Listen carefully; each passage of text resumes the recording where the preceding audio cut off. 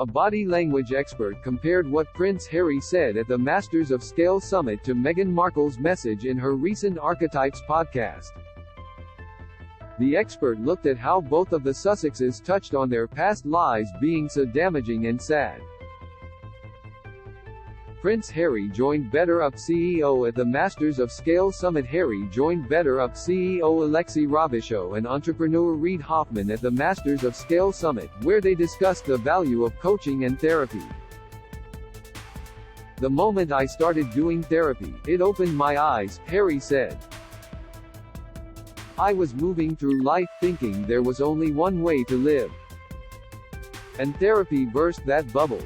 Prince Harry continued, "Then when I found my way to coaching, the next bubble burst, and all of a sudden I realized that now I have perspective and a great understanding of my value. I regained confidence that I never thought I had." Doran Weber, VP and Program Director of the Alfred P. Sloan Foundation, tweeted a Harry quote from the event. Prince Harry says growing up in the royal family and then spending 10 years in the military, he never heard the words therapy or coaching. Then the blinkers came off and his life changed.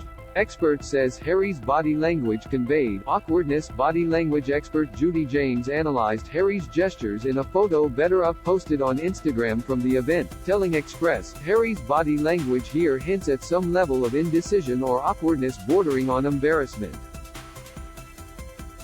According to James, Harry's hand placement provided a subtle clue about indecision. Sitting on stage and discussing mental health, he has his right hand placed on his thigh but not on the top of the thigh, which would suggest alpha confidence, but clamped to the side, which seems to hint at indecision, the body language expert explained.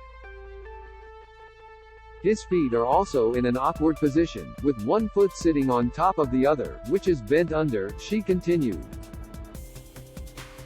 Confidence is usually signaled by the splaying of the feet, with both soles flat on the ground, but this collapsed towering of the feet suggests some awkwardness.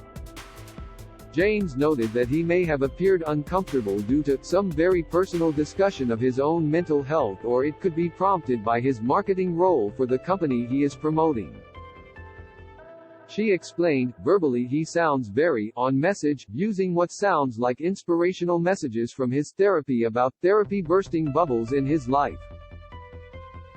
Expert compares similarities of Prince Harry and Meghan Markle discussing their past lives. James further noted how Prince Harry's discussion at the event was reminiscent of the message that Meghan conveyed in an Archetypes podcast episode.